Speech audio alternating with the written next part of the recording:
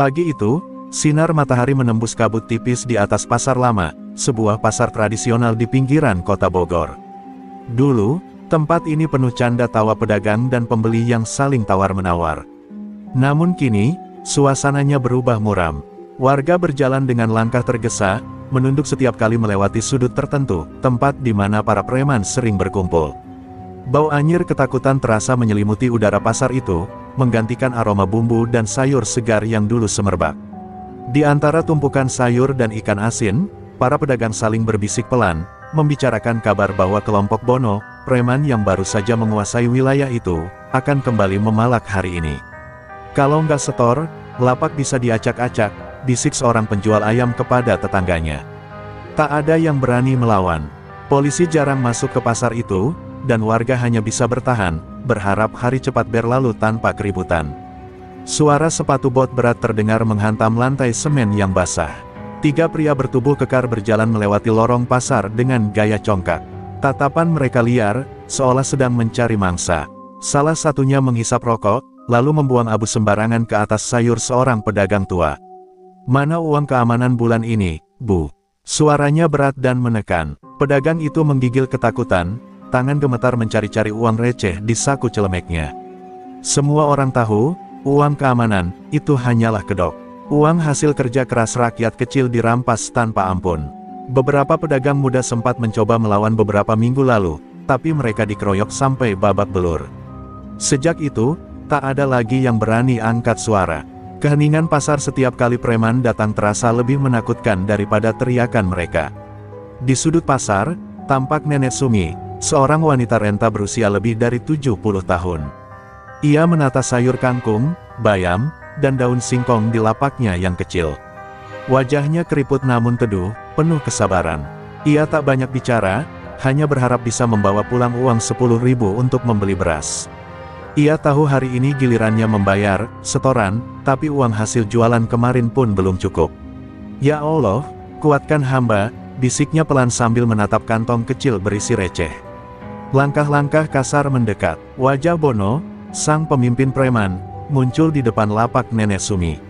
Dengan tangan besar berurat, ia meraih satu ikat kangkung dan melemparkannya ke tanah. "Mana uangmu, Nek?" Suaranya seperti gertakan petir. Warga di sekitar pura-pura sibuk, tak ada yang berani menoleh. Nenek Sumi menunduk, suaranya gemetar, "Maaf, Nak, jualan sepi, baru dapat segini." Ia mengulurkan uang 2.000 lusuh. Bono menatap uang itu dengan tatapan menghina, lalu tertawa keras. 2.000, kau pikir ini cukup buat jaminan keamanan?" Ia menamparkan meja lapak hingga sayur-sayur berserakan. Nenek Sumi menunduk semakin dalam, matanya berkaca-kaca. "Saya janji, besok saya bayar, Nak," ucapnya lirih. Tapi sebelum sempat menambahkan kata lain, tangan Bono mendorong bahunya hingga ia terjatuh ke tanah. Warga menahan napas, tak ada satupun yang berani mendekat. Sementara tubuh Nenek Sumi gemetar di tanah yang becek, air matanya bercampur dengan lumpur pasar. Ia hanya bisa memungut kembali sayur yang berserakan, satu persatu, dengan tangan yang sudah keriput dan lemah. Suasana pasar berubah hening.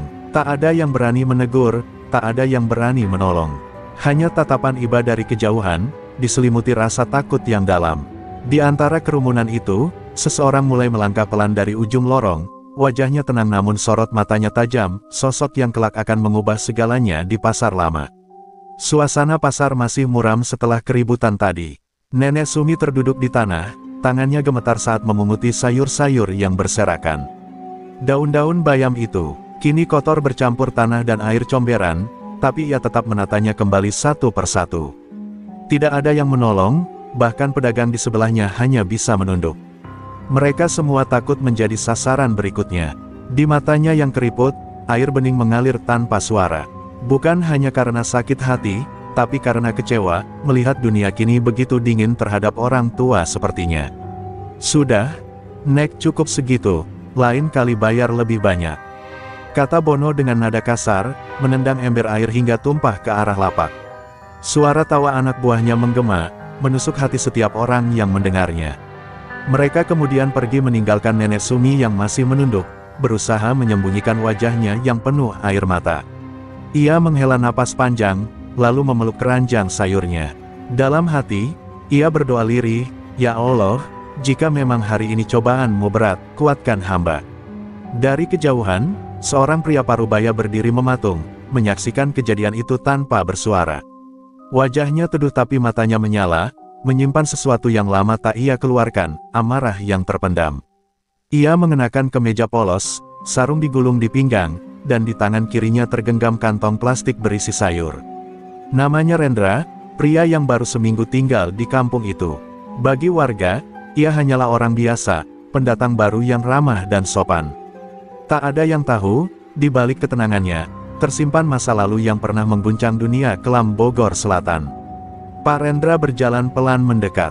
Suara langkahnya terdengar jelas di antara keheningan pasar yang tiba-tiba menjadi dingin. Semua mata menatapnya dengan cemas, takut kalau ia ikut terseret masalah. Tapi pria itu tak peduli. Ia berhenti tepat di depan Nenek Sumi, lalu jongkok membantu memunguti sisa sayur yang berserakan. "Sudah, Nek, biar saya bantu," ucapnya pelan, lembut tapi tegas. Nenek Sumi menatapnya dengan mata berkaca-kaca. "Nak, jangan, mereka nanti marah padamu," katanya lirih. Tapi Rendra hanya tersenyum samar. "Kalau mereka marah pada kebaikan, berarti mereka takut pada nurani, Nek." Beberapa pedagang menahan napas. Bono dan anak buahnya belum jauh, dan kini mereka berbalik arah. "Heh, siapa kau? Sok-sokan bantu nenek itu," teriak Bono dengan nada menantang. Suaranya bergema di antara kios-kios yang sepi. Rendra bangkit perlahan, menatap Bono tanpa ekspresi.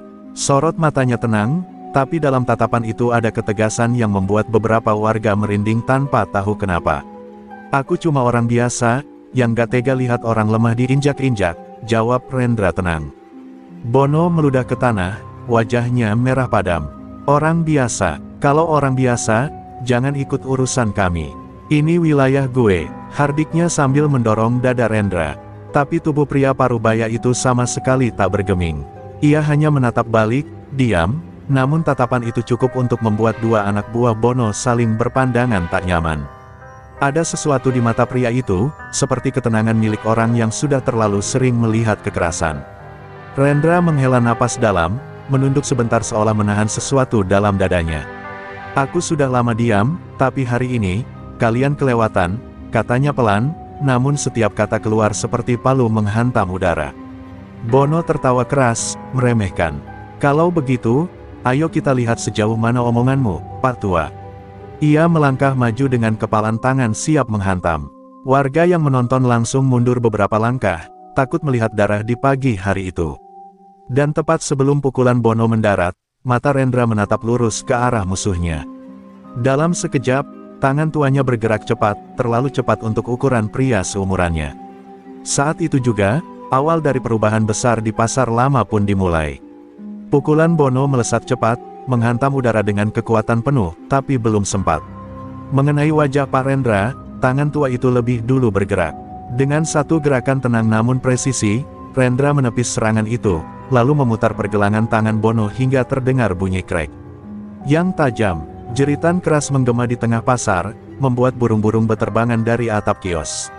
Warga yang tadi hanya menonton kini ternganga, tak percaya pria setua itu bisa bergerak secepat kilat. Bono meringis kesakitan, memegangi tangannya yang terpelintir. Anak buahnya spontan melangkah maju, tapi Rendra berdiri tegak di hadapan mereka, tak menunjukkan rasa takut sedikitpun. Angin pasar terasa berhenti berhembus. Tatapan Rendra dingin, penuh wibawa, membuat dua anak buah Bono yang paling muda bahkan ragu untuk mendekat. "Kau boleh sombong, Nak," katanya tenang, "tapi jangan pernah tunjukkan keberanian palsu dengan menyakiti orang tua." Salah satu anak buah Bono, pria bertubuh besar dengan tato ular di lehernya, mengayunkan tinju ke arah Rendra. Namun gerakannya terbaca seperti permainan anak kecil di mata seorang pendekar sejati. Dengan satu langkah kecil ke samping, Rendra menangkis, memutar tubuh, dan menghantam ulu hati lawannya dengan siku kanan. Pria bertato itu langsung terjatuh, terengah-engah, tak sanggup bernapas. Warga mulai berbisik panik, sebagian takut, sebagian kagum. Mereka belum pernah melihat sesuatu seperti ini. Bono, yang masih meringis menahan sakit, mencoba bangkit dengan wajah merah padam. Ia menatap Rendra dengan kebencian mendalam. "Berani kau, orang tua sialan. Makinya seraya mengambil pisau kecil dari pinggangnya. Serentak terdengar jeritan warga, "Jangan, Bang, ada polisi nanti." Tapi tak satu pun dari mereka berani mendekat. Nenek Sumi hanya bisa menatap, menahan napas di antara rasa takut dan haru yang bercampur. Rendra menghela napas panjang, menatap pisau itu tanpa gentar. "Pisau tak membuatmu jantan, Nak. Hanya membuatmu lebih pengecut," ujarnya dengan nada datar. Bono melompat maju, menghunuskan pisaunya ke arah dada Rendra. Namun tubuh Parubaya itu kembali bergerak lebih cepat, dalam satu gerakan halus. Ia memutar pergelangan Bono, membantingnya ke tanah hingga pisau itu terlepas dan jatuh berdenting. Bono menjerit, punggungnya membentur keras ke lantai semen yang dingin. Sunyi, pasar yang biasanya riuh kini senyap total. Semua orang terpaku menatap Rendra. Nafasnya masih teratur, tak ada tanda marah berlebihan, hanya ketenangan yang menggetarkan hati siapapun yang melihatnya. Ia menatap Bono yang kini gemetar ketakutan, tak lagi tampak seperti pemimpin yang ditakuti. "Sudah cukup, aku tak ingin melukai, hanya ingin kalian berhenti menindas," ucap Rendra lirih namun penuh makna. Bono yang kehilangan kendali harga diri hanya bisa merangkak menjauh, matanya menatap Rendra dengan campuran benci dan takut. Ia menoleh ke anak buahnya yang lain dan berteriak, "Ayo cabut. Orang gila ini bukan tandingan kita." Mereka pun lari tunggang langgang, meninggalkan pasar yang masih hening. Perlahan, sorak kecil mulai terdengar dari beberapa pedagang yang tak percaya dengan apa yang baru mereka saksikan. Nenek Sumi berlari kecil ke arah Rendra, menatapnya dengan mata berkaca-kaca. "Nak, siapa kau sebenarnya?" tanyanya pelan sambil menggenggam tangannya. Rendra hanya tersenyum, menatap lembut nenek itu. "Hanya orang lewat yang tak bisa diam melihat ketidakadilan, Nek." Ia membantu nenek itu berdiri, memungut kembali sayur yang terjatuh, sementara warga mulai berkumpul di sekitar mereka, bukan lagi dengan rasa takut, tapi dengan rasa hormat yang perlahan tumbuh di hati mereka. Setelah keheningan panjang pasca pertarungan singkat itu, pasar kembali berdenyut pelan. Para pedagang yang tadi diam ketakutan kini mulai berbisik, menatap Rendra dengan tatapan campur aduk, antara kagum, heran, dan takut. Mereka baru saja menyaksikan sesuatu yang mustahil, seorang pria Parubaya yang tampak biasa, mampu menaklukkan preman paling ditakuti di pasar lama hanya dalam beberapa detik. Namun Rendra tidak menunjukkan tanda-tanda bangga. Ia hanya menatap sekeliling, memastikan tak ada yang terluka, lalu menunduk memungut sayur nenek Sumi yang masih berserakan di tanah. "Sudah, Nek, jangan menangis," ucap Rendra pelan, menyerahkan kembali ikatan kangkung ke tangan nenek Sumi. "Mulai besok, tak akan ada lagi yang berani memalak di sini." Suaranya tenang, tapi ada keyakinan dalam nada itu, seperti janji dari seseorang yang tahu cara menepatinya. Nenek Sumi mengusap air matanya, menatap wajah Rendra dengan rasa terharu yang sulit diungkapkan. "Nak, terima kasih. Tapi hati-hati, mereka itu kejam. Kau bisa celaka," katanya lirih. Rendra tersenyum lembut, "Kalau bukan kita yang melindungi kebaikan, siapa lagi, Nek?" Beberapa pedagang mulai mendekat. Ada yang berterima kasih, ada yang hanya menatap dari jauh. Seorang pemuda penjual ayam yang biasanya pendiam, berani bersuara untuk pertama kalinya. "Pak, tadi, Bapak itu siapa, sebenarnya? Cara Bapak ngelawan itu, bukan sembarangan," ujarnya dengan nada penuh rasa ingin tahu. Rendra menatapnya sekilas, lalu berkata pendek, "Saya hanya orang yang sudah lama belajar menahan diri." Jawaban itu membuat semua orang semakin penasaran, namun tak ada yang berani mendesak lebih jauh. Matahari mulai naik tinggi. Rendra mengambil kantong belanjanya, lalu melangkah pergi meninggalkan pasar. Setiap langkahnya disertai tatapan takjub warga yang baru menyadari bahwa pagi itu adalah awal perubahan besar. Di belakangnya, Nenek Sumi memandangi sosok itu yang perlahan menghilang di antara keramaian, sambil berbisik lirih, "Orang itu bukan orang biasa, aku bisa merasakannya." Angin berhembus lembut, seolah mengamini kata-katanya. Namun kabar tentang kejadian itu menyebar lebih cepat dari yang diduga. Di pojok warung kopi, beberapa tukang becak membicarakan orang tua misterius yang menumbangkan Bono. Di antara mereka ada yang berkata, katanya dulu dia orang Bogor Selatan, pernah jadi pendekar atau semacamnya. Cerita berkembang dari mulut ke mulut, hingga sore itu nama Rendra mulai menjadi buah bibir di seluruh kampung. Sementara itu, di markas kecil Bono di ujung pasar, suasana berbeda terasa. Bono duduk dengan tangan diperban, wajahnya merah karena amarah dan malu. Orang tua itu harus diajar pelajaran. Kita gak bisa dibiarkan kalah di depan warga, teriaknya dengan nada geram. Tapi di balik kemarahan itu, terselip rasa takut yang tak mau ia akui. Ia tahu, gerakan pria tadi bukan gerakan orang biasa, itu gerakan seorang petarung sejati. Malam pun tiba, di rumah kecilnya di pinggir kampung, Rendra duduk di teras, menatap langit yang gelap tanpa bintang. Di tangannya, secangkir kopi hitam mengepulkan uap tipis. Ia menarik napas panjang. Sudah lama ia berjanji untuk tidak lagi menggunakan tangannya untuk kekerasan, tapi hari ini, takdir memaksanya turun tangan. Kadang, diam bukan pilihan, gumamnya lirih. Di kejauhan, suara jangkrik terdengar bersahutan, seolah menutup hari panjang yang penuh gejolak. Di hatinya, Rendra tahu, apa yang terjadi di pasar tadi hanyalah awal dari badai yang lebih besar. Preman-preman itu pasti akan datang lagi. Namun kali ini, ia tak akan lari. Ia telah berjanji pada dirinya sendiri, selama darah masih mengalir di tubuhnya, tak akan ada lagi warga lemah yang ditindas di pasar lama.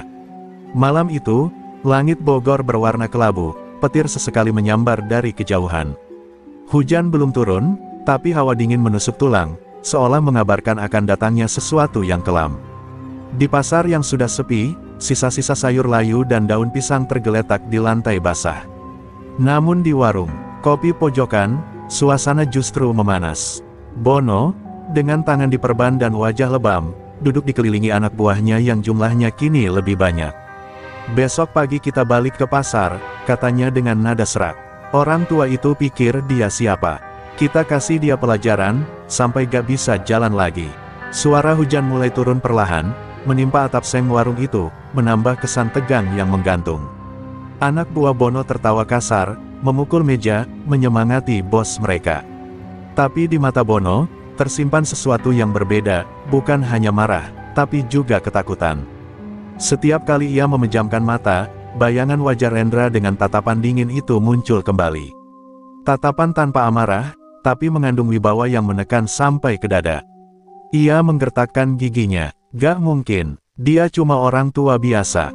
Gak ada yang gak bisa kita tundukkan, teriaknya, seolah ingin menepis rasa gentar di dalam dirinya sendiri. Sementara itu, di rumah kecil di tepi sungai, Pak Rendra duduk bersila di ruang tamunya yang sederhana. Di hadapannya, sebatang lilin menyala, menerangi wajah tenangnya yang mulai tampak lelah.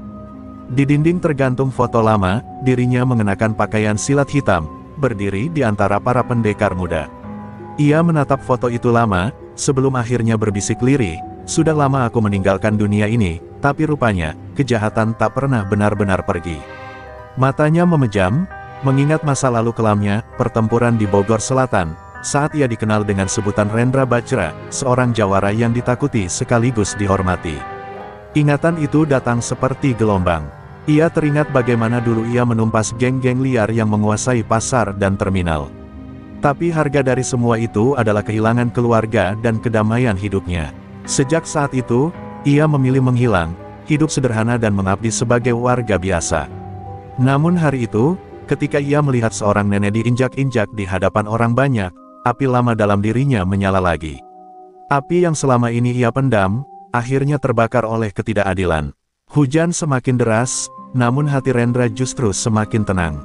Ia tahu, mereka akan datang menjemputnya lagi, bukan untuk berdialog, tapi untuk menantang. Di dalam dada, ia sudah siap. Keadilan bukan tentang siapa yang kuat, gumamnya pelan, tapi tentang siapa yang berani berdiri untuk yang lemah. Ia meneguk kopi yang sudah dingin, menatap keluar jendela di mana kilat menyambar langit. Cahaya putih itu memantul di wajahnya yang kini tampak berbeda, bukan wajah orang biasa, tapi wajah seorang jawara yang kembali hidup. Sementara itu, di rumah Nenek Sumi, suara ketukan pintu terdengar pelan. Rendra datang membawakan sebungkus beras dan beberapa bahan makanan. "Nenek harus makan yang cukup, jangan takut lagi. Aku akan sering ke pasar mulai besok," katanya dengan senyum hangat. Nenek Sumi menatapnya haru, "Nak, semoga Tuhan lindungi langkahmu." Ia tidak tahu siapa sebenarnya Rendra, tapi hatinya yakin, orang seperti itu diutus bukan kebetulan. Ada tujuan besar di balik kehadirannya. Di luar, hujan terus mengguyur tanpa henti.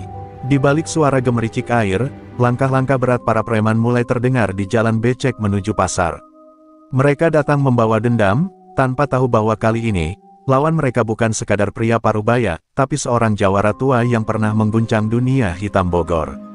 Angin berdesir, daun-daun bergetar, seolah bumi pun tahu, besok pagi, darah akan kembali menetes di pasar lama. Pagi di pasar itu tampak berbeda dari biasanya.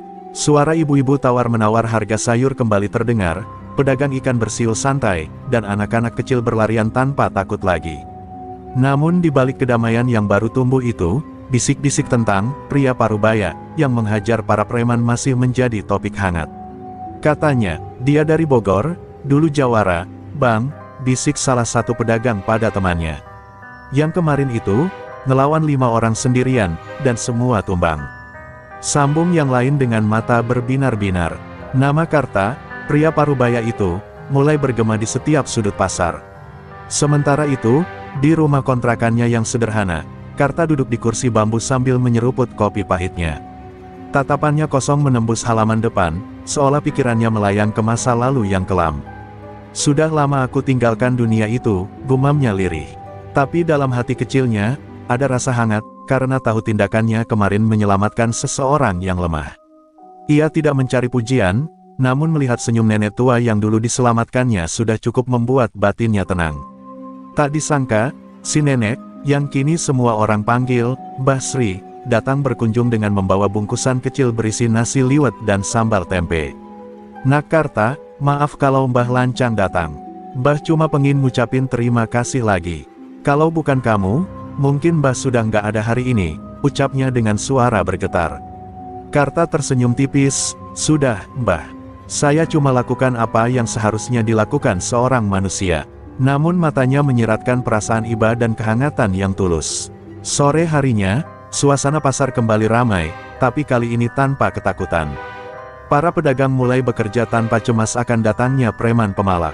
Namun di pojok gang belakang, 2 pria misterius sedang mengawasi dari jauh. Jadi ini orangnya, yang hajar anak buah kita kemarin? Tanya salah satunya dengan nada geram. Iya, Bang, namanya Karta. Tapi katanya dia bukan orang sembarangan, jawab anak buahnya, sedikit gemetar. Biar dia tahu siapa yang sebenarnya berkuasa di sini, ucap pria itu dingin. Malam turun, dan Karta masih duduk di depan rumahnya. Angin membawa aroma hujan yang belum turun. Di langit, bulan separuh tertutup awan, menambah suasana muram. Karta tahu benar, ketenangan ini tidak akan lama. Orang-orang seperti itu tidak akan tinggal diam setelah harga dirinya diinjak. Tapi kali ini, ia tidak gentar. Dalam hatinya, ada tekad untuk menjaga kedamaian yang baru saja tumbuh di pasar itu. Kalau mereka datang lagi, aku siap, gumamnya pelan. Keesokan paginya, beberapa warga datang ke rumah Karta. Mereka membawa makanan dan buah tangan sebagai bentuk terima kasih. Bang Karta, karena abang, pasar kita aman lagi. Kami semua berhutang budi, kata salah satu bapak parubaya. Karta menolak dengan sopan, tidak usah begitu. Kalau kalian ingin terima kasih, cukup jaga tempat ini dengan benar. Jangan biarkan kejahatan tumbuh lagi. Kata-katanya menancap di hati warga, membuat mereka menunduk hormat. Namun kabar tentang jawara dari Bogor, ternyata sampai juga ke telinga kelompok preman yang lebih besar di wilayah itu. Mereka mulai resah, merasa kekuasaannya mulai digoyahkan oleh seseorang yang dulu dikenal sebagai legenda jalanan. Kalau itu benar Karta Bogor, berarti ini bukan orang biasa, kata salah satu preman tua dengan wajah tegang. Tapi kalau kita biarin, gengsi kita hancur. Kita harus bergerak, sahut yang lain. Maka malam itu, rencana balas dendam mulai disusun. Sementara warga menikmati hari-hari damai, awan hitam mulai mengintai di balik langit pasar. Karta tahu, badai belum berlalu. Ia menatap langit dengan sorot tajam, seolah menantang takdir. Kalau mereka datang lagi, bisiknya dalam hati, aku tak akan lari. Aku akan pastikan tempat ini tetap aman, sampai nyawa jadi taruhan. Dan di kejauhan, suara petir menggema, pertanda bahwa babak baru perjuangan Karta akan segera dimulai. Malam itu langit mendung, hujan rintik mulai jatuh membasahi jalanan pasar yang mulai sepi. Di sebuah warung kopi dekat ujung gang, beberapa pria bertubuh kekar duduk melingkar dengan wajah masam. Mereka adalah sisa-sisa kelompok preman yang dulu memalak pasar itu. Di antara mereka, seorang pria bertubuh besar, bertato di leher, memukul meja dengan keras. Anak buahku digebukin di depan orang banyak. Harga diri kita diinjak. Besok pagi, pasar itu harus luluh lantak. Teriaknya dengan nada marah. Namanya Bandi Gimbal, preman paling disegani di wilayah itu, dan malam ini, amarahnya tak terbendung. Kabar tentang rencana balas dendam itu terdengar samar oleh warga. Ketakutan mulai merayap kembali ke hati mereka. Namun berbeda dengan sebelumnya, kali ini warga punya satu harapan, nama Karta. Bang Karta nggak akan diam kalau mereka datang lagi, bisik seorang pedagang sayur dengan nada percaya diri. Tapi di sisi lain, ada juga yang khawatir, kalau mereka bawa banyak orang, gimana? Kita semua bisa kena getahnya, kata-kata itu bergema di antara pedagang yang mulai resah menunggu fajar. Di rumahnya, Karta duduk di depan lampu minyak yang temaram. Tatapannya menatap bilah golok tua yang tergantung di dinding. Golok itu sudah lama tak ia sentuh, peninggalan masa lalunya sebagai jawara di Bogor. Ia memegang gagangnya perlahan, mengingat masa-masa kelam penuh darah yang sudah ia tinggalkan. Aku sudah berjanji tidak akan menghunusmu lagi, gumamnya lirih. Namun, bayangan nenek tua yang pernah ia selamatkan, serta wajah-wajah warga pasar yang kini hidup tenang, membuat hatinya goyah. Tapi kalau kejahatan datang lagi, aku tak punya pilihan, tambahnya dengan mata tajam. Menjelang subuh, langkah-langkah kaki berat terdengar mendekat ke arah pasar. Puluhan pria bertato, membawa besi, rantai, dan parang di tangan. Bandi Gimbal berjalan paling depan dengan senyum sinis di wajahnya. Hari ini, aku ajarkan siapa penguasa di sini, katanya dingin.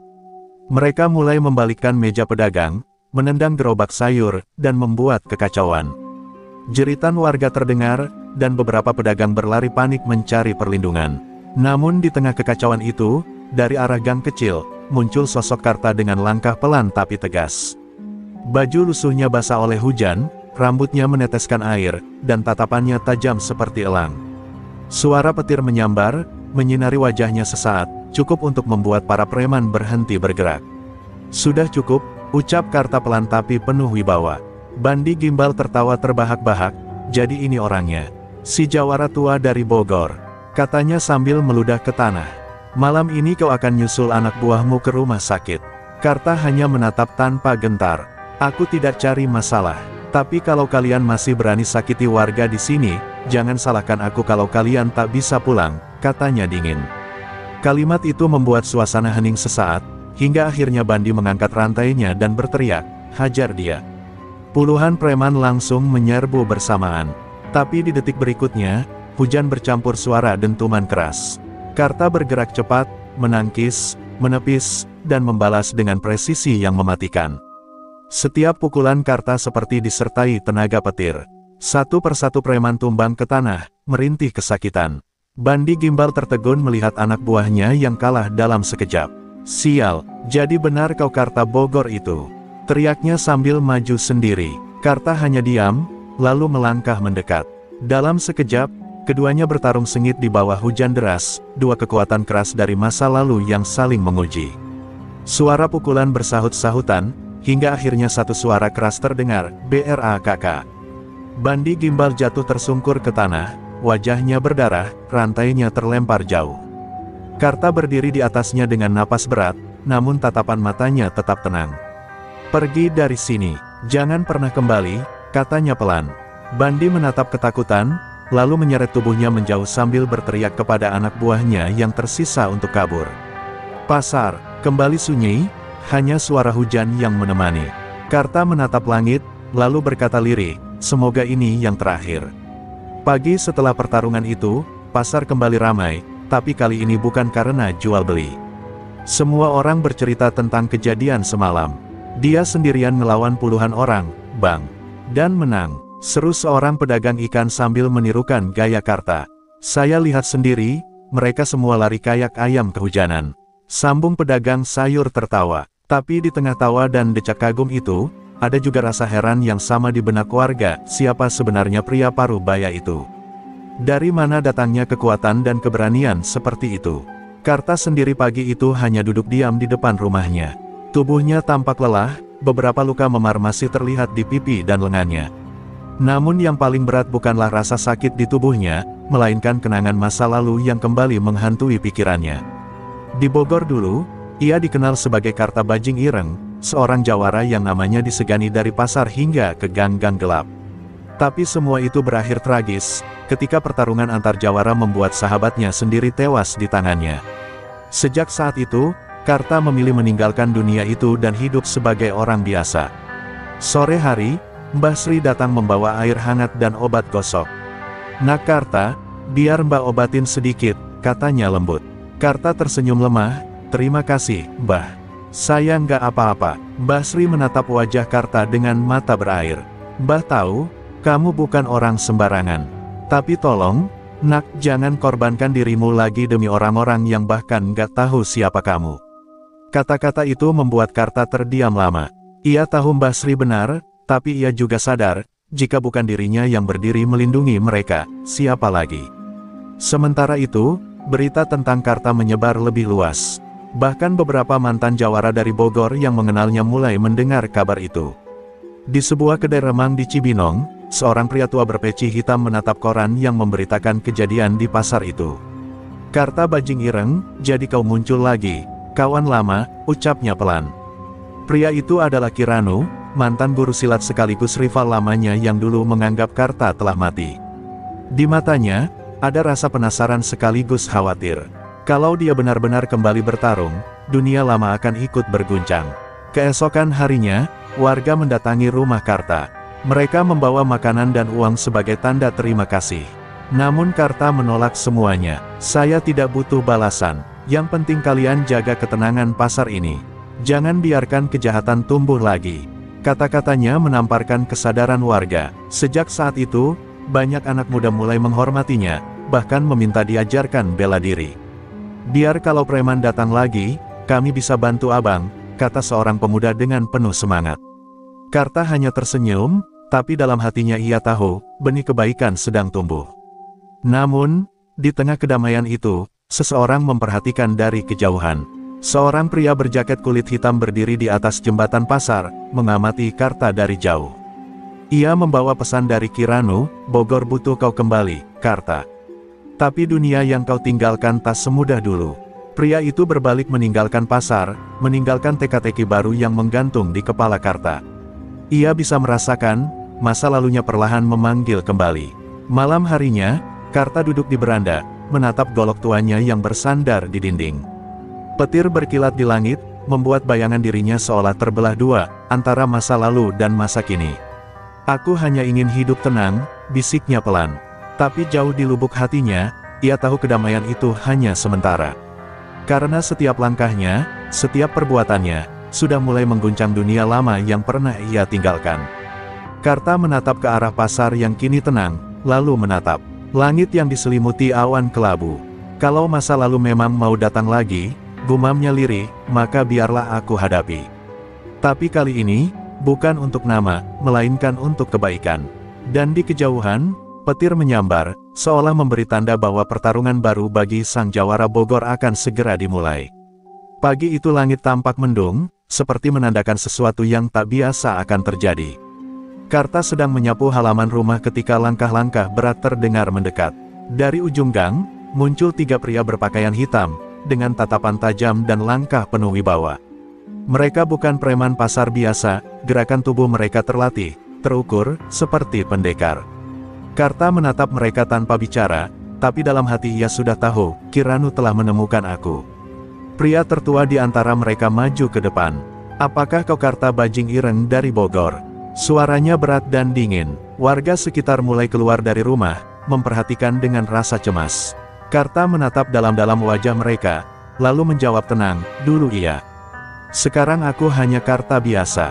Pria itu tersenyum sinis. "Kiranu ingin tahu apakah darah jawaramu masih mengalir, atau sudah mengering bersama usia." "Kami diutus untuk menguji." Kata "menguji" itu bergema seperti petir di telinga warga.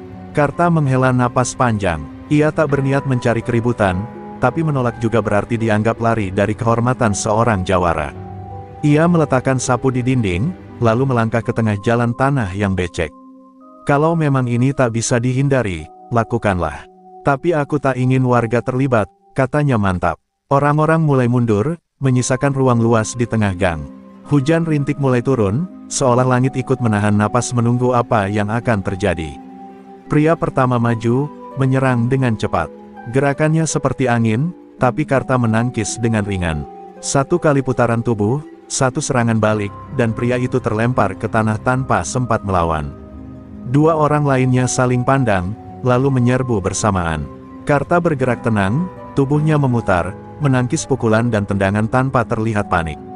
Warga yang menyaksikan hanya bisa terpaku, mereka seolah melihat tarian maut yang tak bisa diikuti mata. Dalam beberapa detik, dua orang itu juga jatuh tersungkur, tak sadarkan diri. Karta berdiri tegak di tengah hujan, napasnya berat tapi matanya tetap tajam. Pria pertama yang masih sadar berusaha bangkit dan berkata pelan, "Kiranu benar, kau masih Karta yang dulu. Tapi dia ingin kau kembali, karena ada bahaya besar yang akan datang dari dunia lama." Karta terdiam. "Aku sudah meninggalkan semua itu," jawabnya lirih. "Dunia lama sudah kubayar dengan darah." Tapi pria itu hanya menatapnya penuh makna. Kadang, masa lalu tak butuh izin untuk datang kembali. Lalu mereka pergi, meninggalkan Karta dalam keheningan yang mencekam. Setelah mereka menghilang di balik kabut hujan, warga mulai mendekat dengan wajah penuh tanya. "Bang Karta, siapa mereka tadi? Kok bisa tahu nama abang?" tanya seorang pedagang muda. Karta hanya tersenyum tipis, "Mereka cuma orang dari masa lalu, yang ingin memastikan aku masih hidup." Namun dari nada suaranya, tersirat sesuatu yang lebih dalam, sebuah rahasia besar yang selama ini ia sembunyikan. Malamnya, Karta duduk di beranda, menatap golok tuanya yang kini ia letakkan di pangkuan. Dalam cahaya lampu minyak, bila itu berkilat lembut, memantulkan wajahnya yang penuh luka dan kenangan. "Ranu," bisiknya pelan, "kalau kau kirim utusan, berarti bahaya itu sudah dekat." Ia tahu, jika dunia lama benar-benar bergolak, bukan hanya dirinya yang akan terlibat, tapi juga warga pasar yang kini ia lindungi. Ia menatap langit yang masih basah oleh hujan, lalu mengepalkan tangan. "Kalau ini takdirku," gumamnya, "aku akan hadapi sekali lagi. Tapi kali ini bukan untuk nama, bukan untuk kehormatan, melainkan untuk melindungi yang tak mampu melawan." Dan malam itu, jauh di Bogor sana, Kiranu menatap ke arah selatan dengan senyum samar. "Bagus, Karta, darah jawaramu belum padam. Dunia lama akan segera memanggilmu kembali." Malam turun perlahan, membawa kabut tipis yang menyelimuti pasar. Suara jangkrik bercampur dengan desiran angin yang menabrak atap seng. Di kejauhan, suara motor berderum pelan, berhenti di depan sebuah warung kosong. Dari motor besar itu turun seorang pria berjaket kulit hitam, membawa bekas luka panjang di wajahnya. Tatapannya dingin, dan senyum tipisnya menyimpan dendam yang belum padam. "Karta Bajing Ireng," ucapnya pelan, "akhirnya aku menemukanmu." Namanya Surapetir, mantan musuh bebuyutan Karta di masa lalu, seseorang yang dulu seharusnya sudah mati di tangan Karta.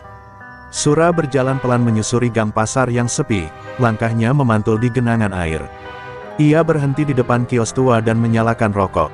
"Kau hidup tenang di sini, Karta. Setelah semua yang kau lakukan dulu," katanya sambil tertawa kecil. Di tangannya, selembar kertas lusuh berisi nama-nama orang yang ia cari selama bertahun-tahun.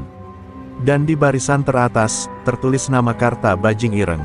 "Aku tak datang untuk bicara, aku datang untuk menagih balas." Keesokan paginya, pasar kembali seperti biasa. Warga belum tahu badai apa yang akan datang. Basri berjalan perlahan sambil membawa tas belanja, sesekali menyapa pedagang. Tapi di antara keramaian itu, ada seseorang yang memperhatikannya dari jauh, Sura. Ia sengaja datang lebih pagi, memancing Karta keluar. Kalau Karta memang masih punya hati, dia pasti muncul begitu lihat wanita ini aku sentuh, gumamnya pelan dengan senyum dingin. Dan benar saja, saat Basri lewat di dekat gang, dua anak buah Sura yang bertato mencegatnya. "Nenek, bagi rezeki dong. Jangan pelit," ujar salah satu sambil menarik tas belanja Basri. Warga yang melihat hanya bisa terpaku, trauma lama kembali menghantui mereka. Tapi sebelum sempat ada yang menolong, tiba-tiba sebuah tangan kuat menahan bahu si preman. "Lepaskan!" Suara berat itu terdengar, Karta berdiri di belakangnya dengan tatapan tajam seperti baja. Sura yang sejak tadi mengamati dari jauh tersenyum puas. Ia melangkah keluar dari balik kios, tepuk tangan pelan. "Ah, Akhirnya sang jawara muncul juga, katanya dengan nada mengejek. Karta menatapnya tajam, dan dalam sekejap ia mengenali wajah itu. Sura, jadi kau masih hidup, ucapnya pelan tapi penuh tekanan. Kau pikir aku akan mati semudah itu, Karta? Balas Sura dengan tawa dingin. Kau mencuri segalanya dariku, nama, kehormatan, bahkan hidupku. Sekarang giliranmu yang kehilangan semuanya. Warga mulai berkerumun, ketakutan menyaksikan dua sosok yang auranya begitu kuat saling berhadapan. Mbah Sri berusaha menahan Karta. Nak, jangan. Cukup sudah darah yang tumpah. Tapi Karta hanya menunduk, lalu berkata lirih, Mbah, kali ini, kalau aku tak melawannya, warga di sini yang akan jadi korban. Ia kemudian melangkah maju, menghadapi Sura yang kini sudah siap dengan sebilah pisau panjang di tangannya. Kau masih seperti dulu, terlalu mudah berkorban demi orang lain, ejek Sura. Pertarungan pun dimulai. Suara benturan logam menggema di antara kios dan tembok pasar. Karta menangkis setiap tebasan dengan gerakan halus tapi mematikan. Sura menyerang beringas, seperti binatang buas yang menuntut darah. Hujan kembali turun, dan genangan air di bawah kaki mereka berubah menjadi saksi dari pertempuran dua legenda lama yang kini kembali bangkit. Warga menonton dalam diam, jantung mereka berdegup seirama dengan suara benturan besi dan pukulan keras. Hingga akhirnya, satu tebasan keras meleset, dan Karta berhasil memutar tubuhnya, menangkis balik dengan hantaman keras ke dada. Sura terlempar ke belakang, jatuh di genangan air dengan napas tersengal. Ia menatap Karta dengan mata merah penuh dendam. Kau menang lagi, tapi dengar kata-kataku. Karta, dunia lama belum selesai denganmu, gumamnya sebelum pingsan. Karta berdiri di tengah hujan, matanya sayu menatap tubuh musuh lamanya itu. Ia tahu, ini baru permulaan, karena masa lalunya benar-benar telah datang mengetuk pintu. Hujan masih mengguyur deras ketika pertarungan itu berakhir. Tubuh Sura petir tergeletak di tanah, basah kuyup, sementara Karta berdiri diam di hadapannya. Warga pasar yang tadi bersembunyi mulai keluar perlahan, menatap pemandangan itu dengan mata terbelalak. Tak ada satupun yang berani bersuara, hingga akhirnya seorang bapak tua berkata pelan, jadi benar, dia bukan orang biasa. Kalimat itu seolah membuka pintu ke segala rahasia yang selama ini tersembunyi. Semua mata kini tertuju pada Karta, sosok yang selama ini mereka kira hanyalah pria paruh baya biasa.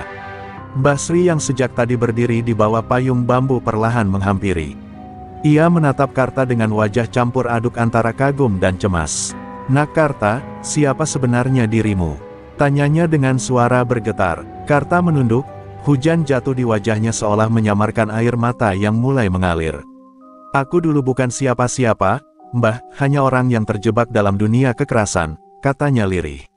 Tapi masa lalu itu sudah kukejar sejauh mungkin. Aku ingin hidup tenang, hanya itu. Namun warga yang mendengar mulai saling berbisik. Katanya dia jawara dari Bogor, Karta Bajing Ireng. Aku pernah dengar nama itu dulu, dia legendaris. Tapi katanya dulu pernah bunuh sahabatnya sendiri. Bisik-bisik itu seperti duri yang menusuk hati Karta. Ia menatap tanah, menahan perasaan bersalah yang kembali muncul. Aku tak mau orang takut padaku, gumamnya. Tapi semuanya sudah terlanjur, rahasia yang ia sembunyikan bertahun-tahun kini terbuka di depan semua orang. Lurah pasar datang tergesa-gesa setelah mendengar keributan. Begitu melihat Sura yang pingsan dan Karta yang berdiri di tengah hujan, ia langsung tahu apa yang terjadi. Karta, kau yang lakukan ini? Tanyanya dengan nada tak percaya. Karta hanya mengangguk pelan. Dia datang untuk menagih masa lalu yang sudah seharusnya mati. Lurah menarik napas panjang. Aku tahu namamu, Karta Bajing Ireng.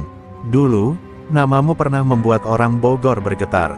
Tapi sekarang, di sini, kami hanya tahu kau telah melindungi kami. Ucapan itu membuat suasana hening. Perlahan, warga yang tadi ragu mulai maju. Seorang pedagang muda berseru, kalau bukan karena Bang Karta, pasar ini sudah hancur dari dulu, benar. Dia bukan ancaman, dia penyelamat. Sambung yang lain. Satu persatu, warga mengangguk, beberapa bahkan menepuk bahu Karta dengan hormat. Karta hanya menatap mereka dengan mata berkaca-kaca. Untuk pertama kalinya, ia merasa diterima bukan karena ditakuti, tapi karena dihargai. Namun di sisi lain, Sura yang masih tergeletak tiba-tiba menggerakkan tangannya. Dengan sisa tenaganya, ia berkata lirih, kau pikir ini sudah selesai, Karta? Kiranu, dia juga mencarimu. Dia tak akan diam sampai kau kembali ke dunia itu. Karta menatapnya tajam. Kalau Ranu ingin perang, biar dia datang sendiri padaku. Aku tak akan lari lagi, katanya dingin. Warga yang mendengar nama itu saling pandang, mereka tahu sesuatu yang lebih besar sedang menunggu di depan. Setelah keributan mereda, warga membantu membawa Sura ke pos jaga. Karta berjalan perlahan ke rumahnya, diiringi pandangan hormat dari warga pasar. Tapi di dalam dirinya, badai baru mulai berkecamuk. Ia tahu, Kiranu bukan sembarang orang, ia adalah guru sekaligus lawan yang dulu hampir menghabisi nyawanya. Jika benar Ranu datang, berarti masa lalu yang selama ini ia kubur akan benar-benar mengguncang kembali kehidupannya yang damai. Malam itu, Karta duduk di beranda, menggenggam golok tuanya erat-erat. Cahaya petir menyoroti wajahnya yang penuh luka dan tekad. Ranu, bisiknya pelan, kalau kau memang datang untuk menyelesaikan urusan lama, aku akan menunggumu. Tapi jangan harap aku biarkan satu orang pun di sini terluka. Di kejauhan, angin berhembus membawa aroma tanah basah dan ketegangan. Bogor mungkin jauh, tapi bayangannya sudah mulai merayap menuju pasar kecil itu. Fajar belum sepenuhnya muncul ketika kabar kedatangan seorang lelaki tua berjubah hitam menyebar ke seluruh pasar. Orang-orang berbisik di antara kepulan asap kopi dan aroma gorengan pagi itu. Katanya itu Kiranu, guru lamanya Bang Karta, ucap salah satu pedagang sayur dengan wajah cemas. Tak ada yang berani mendekat, karena aura yang dibawa lelaki itu begitu mencekam, dingin, tenang, tapi mematikan. Setiap langkahnya seolah menekan dada siapapun yang melihat. Karta yang masih duduk di beranda rumahnya langsung tersentak ketika mendengar kabar itu. Ia tahu cepat atau lambat hari ini akan tiba. Ia bangkit perlahan, mengenakan kaos hitam lusuh dan mengikatkan kain merah di pinggangnya. Golok tuanya ia genggam dengan tangan gemetar, bukan karena takut, tapi karena perasaan yang campur aduk antara dendam dan rindu. Guru, kau datang juga akhirnya, gumamnya lirih, menatap langit yang mulai memerah di ufuk timur. Di tengah pasar, Kiranu berdiri diam seperti batu. Matanya yang tajam menelusuri sekeliling, hingga akhirnya berhenti pada sosok Karta yang datang berjalan perlahan dari arah barat. Kedua mata itu bertemu, dan waktu seolah berhenti. Semua orang yang menyaksikan menahan napas. Karta bajing ireng, suara Kiranu menggema berat, kau berani menodai nama perguruan dengan menolak takdirmu. Dunia silat tak pernah mengizinkan murid melawan gurunya. Karta berhenti 2 langkah di depan Kiranu, pandangannya tak bergeming. Aku tak pernah menolak takdir, guru. Aku hanya memilih jalan lain. Jalan yang tak menumpahkan darah orang tak bersalah. Kiranu tersenyum miring, matanya menatap tajam seperti pisau. Itu artinya kau sudah mati dalam dunia persilatan. Dan murid yang mati, harus dikubur oleh gurunya sendiri. Suasana pasar menjadi tegang. Angin berhembus kencang, menebarkan debu dan daun-daun kering di antara mereka. Pertarungan pun dimulai tanpa aba-aba. Kiranu melesat cepat bagai bayangan, tangannya menebas udara dengan jurus petir wulung, jurus yang bahkan belum pernah Karta kuasai sepenuhnya dulu. Karta menghindar dengan lincah, namun ujung bajunya sempat tersayat. Goloknya beradu dengan tongkat besi Kiranu, memercikkan bunga api kecil di udara. Suara benturan logam dan langkah kaki mereka memantul di antara dinding-dinding warung, membuat warga berlarian mencari perlindungan. Setiap serangan dari Kiranu seperti ujian terakhir bagi Karta. Ia teringat masa-masa dulu, saat ia muda dan keras kepala, sering menentang perintah sang guru. Kini, setiap pukulan seolah memantulkan semua kenangan itu. Tapi Karta bukan lagi murid yang sama. Ia menangkis dengan tenang, membaca gerak lawan bukan dengan mata, tapi dengan hati yang telah ditempa penderitaan hidup. Ketika tongkat Kiranu mengarah ke dada, Karta memutar tubuhnya dan menendang balik dengan kekuatan penuh hingga sang guru mundur beberapa langkah. Kiranu tersentak, tapi tersenyum dingin. Kau sudah jauh berkembang, Karta. Tapi ingat, keberanian tanpa niat sejati hanyalah keangkuhan. Karta menjawab dengan napas berat, dan kekuasaan tanpa belas kasih hanyalah kesia-siaan. Kalimat itu membuat Kiranu terdiam sejenak, seolah ada sesuatu di dalam dirinya yang terguncang. Namun dalam sepersekian detik, tatapan itu kembali membatu, penuh kebencian. Kau pikir kata-kata bisa menebus dosa masa lalumu? Hujan tiba-tiba turun deras, seolah langit pun ingin menyaksikan pertarungan dua jiwa yang terikat oleh masa lalu. Warga pasar hanya bisa menatap dari jauh, tak ada yang berani mendekat. Di tengah hujan, Karta dan Kiranu saling berhadapan kembali. Napas mereka memburu, tubuh penuh luka. Tapi kali ini, di mata Karta tak ada lagi ketakutan. Hanya tekad untuk mengakhiri semuanya, entah dengan kemenangan, atau dengan pengorbanan terakhir. Hujan turun semakin deras, mengguyur pasar yang kini sepi bagai medan perang. Di tengah genangan air, dua sosok masih berdiri saling berhadapan, Karta dan Kiranu. Air bercampur darah mengalir di antara kaki mereka. Napas Karta tersengal, tapi sorot matanya tetap tajam. Sementara Kiranu menatap muridnya itu dengan tatapan yang tak bisa ditebak, antara benci, bangga, dan kecewa. "Kau tetap keras kepala seperti dulu," ucapnya lirih di antara suara petir yang bergemuruh. Karta menunduk sejenak, lalu menatap kembali sosok yang dulu ia hormati. "Guru, aku belajar dari semua kesalahanmu. Kau mengajarkanku kekuatan, tapi tidak pernah mengajarkan kasih. Lihatlah pasar ini, orang-orang ketakutan bukan karena preman, tapi karena orang-orang seperti kita, yang seharusnya melindungi malah menjadi sumber bencana." Ucapan itu membuat Kiranu terdiam. Sekilas, matanya bergetar, seolah kenangan lama berputar di kepalanya. 15 tahun lalu, Karta hanyalah murid muda yang dipungut dari jalanan oleh Kiranu. Ia diajari jurus-jurus silat mematikan, ditempa dalam kerasnya latihan tanpa ampun. Tapi satu malam, perguruan mereka menyerbu kampung tak bersalah hanya demi memburu seorang lawan politik. Karta, yang tak tega melihat anak kecil terbunuh, menentang perintah gurunya. Sejak saat itu, ia menjadi buronan dari dunia silat, dicap sebagai pengkhianat. Luka itulah yang membuatnya pergi jauh dan memilih hidup sebagai orang biasa. "Jadi itu alasanmu bersembunyi di sini?" tanya Kiranu lirih, suaranya menembus suara hujan. "Menjadi bayangan dari masa lalumu sendiri." Karta tersenyum pahit. "Tidak, guru. Aku bukan bersembunyi, aku menebus. Aku menemukan makna sejati dari ajaranmu, bahwa ilmu sejati bukan untuk membunuh, tapi untuk menjaga. Dan hari ini, aku akan membuktikannya padamu." Kiranu berteriak marah, menepis keraguan dalam hatinya. Tongkat besinya berputar cepat, membelah udara seperti cambuk petir. Karta menahan setiap serangan dengan goloknya, langkahnya mantap dan ritmis. Air hujan yang jatuh di wajahnya seolah menambah kekuatan. Setiap gerakannya kini bukan untuk membunuh, melainkan untuk bertahan dan membuka mata gurunya. Tiba-tiba, Kiranu terpeleset di tanah licin, dan tongkatnya terlepas. Dalam sekejap, Karta sudah mengacungkan golok ke arah leher sang guru. Tapi ia berhenti. Golok itu hanya bergetar di udara, menahan keinginan untuk menusuk. "Aku tidak akan membunuhmu, guru. Aku sudah cukup berdarah karena masa lalu. Aku ingin mengakhirinya di sini, tanpa dendam." Ucapannya tenggelam dalam suara hujan, tapi maknanya menusuk lebih dalam dari senjata manapun. Kiranu mematung, matanya perlahan berubah sendu. Ia menatap Karta lama, lalu berlutut di tanah basah. "Mungkin, kau benar, nak," suaranya lirih, penuh penyesalan. "Selama ini aku buta oleh ego. Aku pikir kekuatan adalah segalanya, tapi ternyata, belas kasih jauh lebih kuat." Air mata tua itu bercampur dengan hujan di pipinya. Ia menunduk dalam-dalam di hadapan Karta, untuk pertama kalinya dalam hidupnya.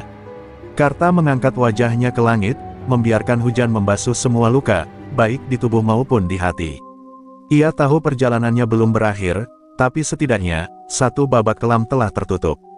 Pasar itu kembali tenang. Para warga perlahan keluar dari tempat persembunyian mereka, menatap dua sosok yang kini berdamai di tengah hujan, dan untuk pertama kalinya setelah sekian lama, mereka kembali merasa aman. 3 hari setelah hujan besar itu, pasar kembali ramai. Namun kali ini suasananya berbeda. Tak ada lagi teriakan kasar, tak ada wajah ketakutan. Warga mulai berani tersenyum, para pedagang kembali membuka lapaknya tanpa rasa cemas. Aroma sayur segar dan gorengan pagi memenuhi udara. Di sudut pasar, tampak Karta sedang membantu seorang nenek tua menata dagangannya. Nenek itu adalah orang yang dulu diselamatkannya, wajahnya kini berseri, meski tubuhnya masih renta. "Nak Karta, tanpa kau, mungkin pasar ini sudah tak ada lagi," ucap sang nenek pelan sambil menatapnya penuh haru. Karta hanya tersenyum tipis. "Yang menolong bukan aku saja, Nek. Warga yang berani berdiri juga bagian dari perjuangan." Kata-katanya sederhana, tapi maknanya dalam.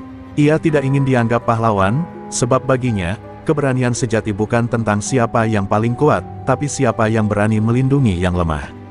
Namun di balik senyumnya, masih tersimpan luka dan kelelahan yang tak mudah terhapus. Di sisi lain, Kiranu kini menetap di rumah kecil di pinggir hutan. Setelah pertarungan itu, ia memilih meninggalkan dunia silat dan hidup dalam pertapaan. Sebelum pergi, ia sempat menemui Karta. "Aku akan menebus kesalahanku dengan diam dan doa," katanya. Karta hanya membungkuk dalam-dalam, memberi penghormatan terakhir pada gurunya itu. Kini, setiap kali angin lewat dari arah timur, Kartas akan bisa mendengar suara Kiranu memanggilnya lembut, seperti dulu ketika ia masih seorang murid muda.